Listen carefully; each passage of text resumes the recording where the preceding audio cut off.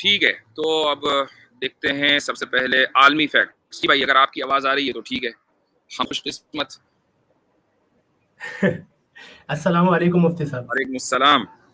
शुक्र अब आ रही है ना आवाज? जी जी जी, आ रही है जी।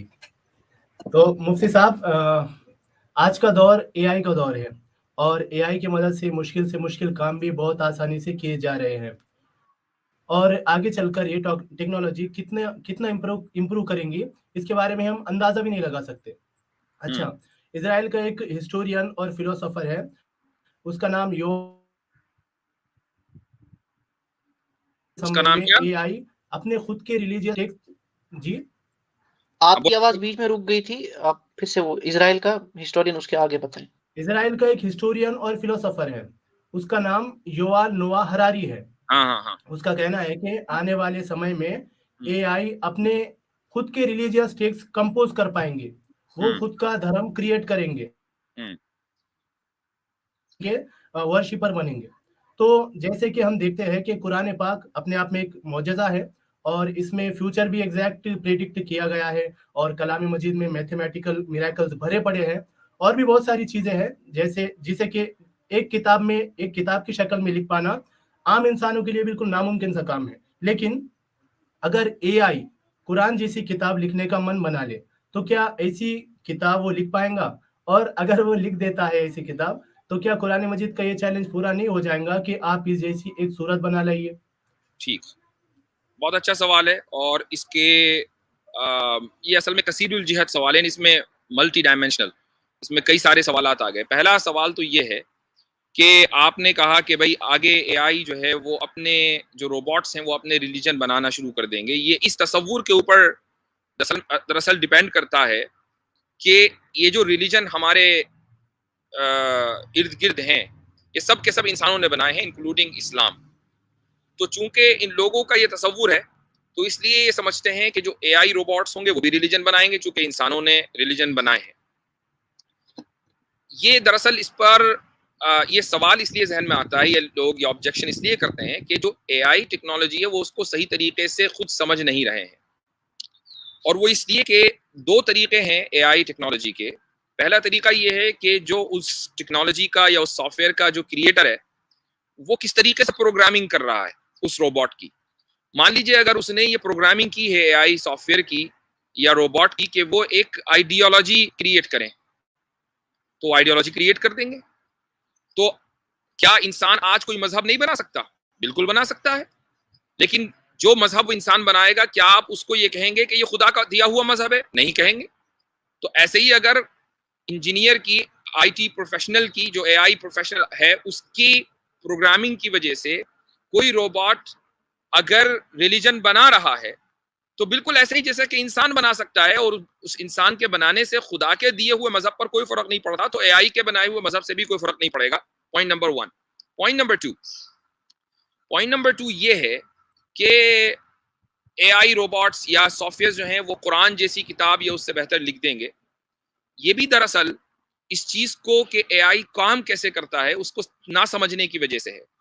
भाई जो सॉफ्टवेयर है वो दरअसल खुद सेल्फ लर्निंग बेस्ड होता है, यानी खुद से वो सीखता है।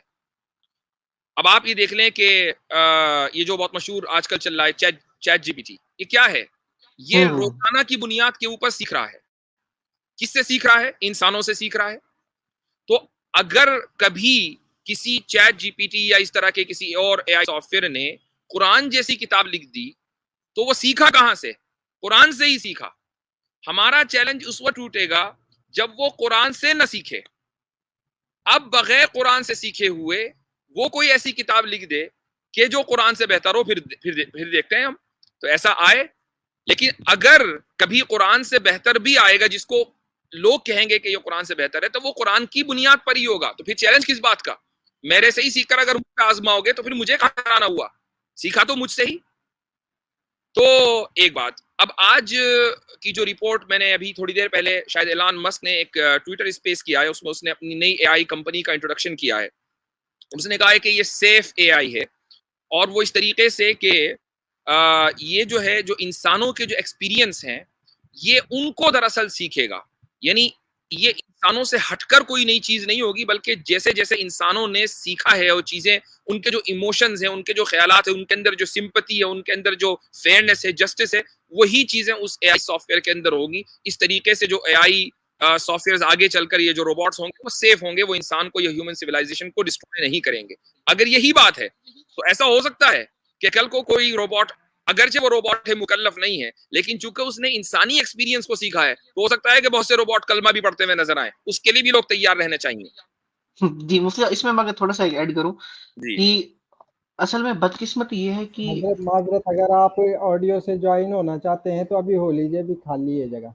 नहीं, वो फिर परेशानी होती है। अभी फिलहाल ठीक है, जैसे चल रहा है चलाएं इसको। अगर मेरी आवाज सही आ रही है जी, तो इसको ऐसे ही रखें। जी जी।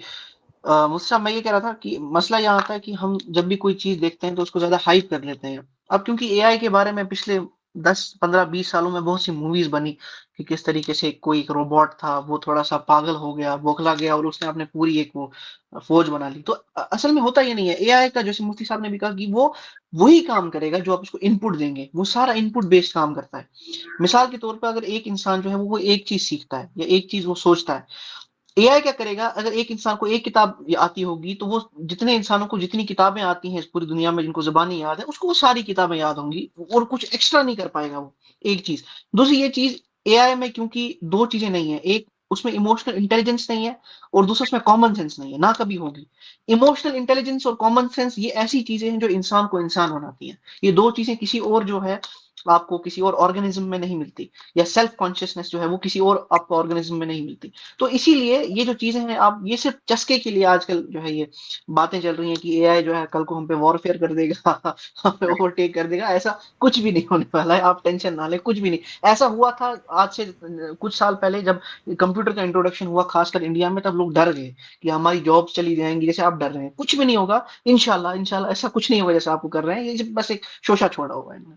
वो एक मुझे याद आया 1999 के बिल्कुल आखिर में एक पूरी दुनिया में एक डिबेट चली थी बिल्कुल कंप्यूटर। बिल्कुल कि खत्म हो जाएगा सब कुछ, क्योंकि 2000 नंबर आ जाएगा, कंप्यूटर उस पे वो नहीं हो पाएगा, उसका उसको नाम क्या था? प्रोग्रामिंग नहीं होगी। उसका नाम उससे कुछ था, मैं भूल गया हूँ। वो एक फिनोमेना था क्योंकि लोग उनको Y2 डर रहे थे। Y2 करके कुछ था क्या शायद।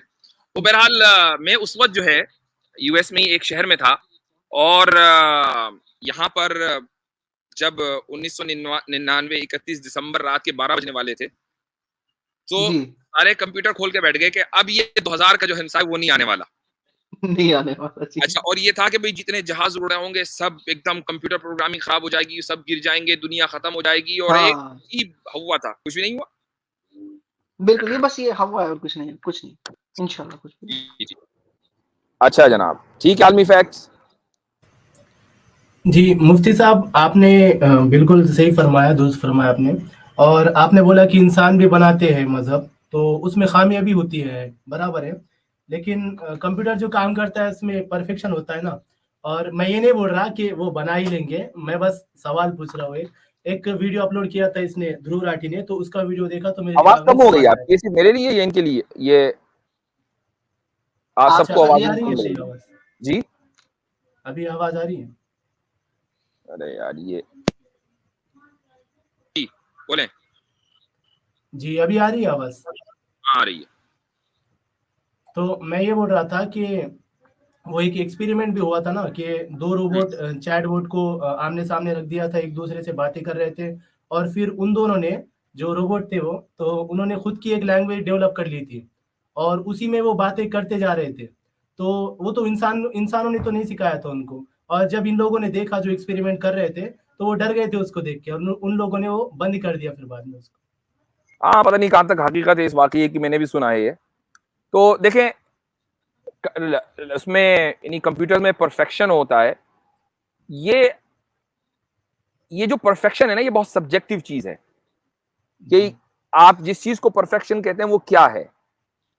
मसलन दो प्लेयर्स हैं, दोनों अच्छा खेलते हैं, लेकिन एक बहुत अच्छा खेलता है, दूसरा जरा कम अच्छा खेलता है, तो आप ये कहेंगे कि ये जो दूसरा वाला है ना, जो ज्यादा अच्छा खेल रहा है, ये परफेक्ट खेलता है। लेकिन अगर आप जो पहला प्लेयर है जो कम दर्जे का खेल रहा है, उसको अगर आप किसी तीसरे प्लेयर से कंपेयर करें जो उससे भी कम दर्जे का है, तो अब दूसरा जो प्लेयर है वो भी परफेक्ट होगा। तो ये जो परफेक्शन है ना, ये बहुत कंपैरेटिव और बहुत ही सब्जेक्टिव चीज है। हमेशा आप कंपेयर करके ही परफेक्शन लेकर आते हैं। अब खुदा की तख्लीक में जो परफेक्शन है वो ये है कि खुदा को एक्सपेरिमेंट नहीं करना पड़ा कि चलो यार पहले ये बनाओ फिर ये बनाओ, नहीं ये सही नहीं बना, इसको दोबारा बनाओ। नहीं, खुदा ने जैसा चाहा वैसा बन गया, जैसा प्लान किया वैसा बन गया।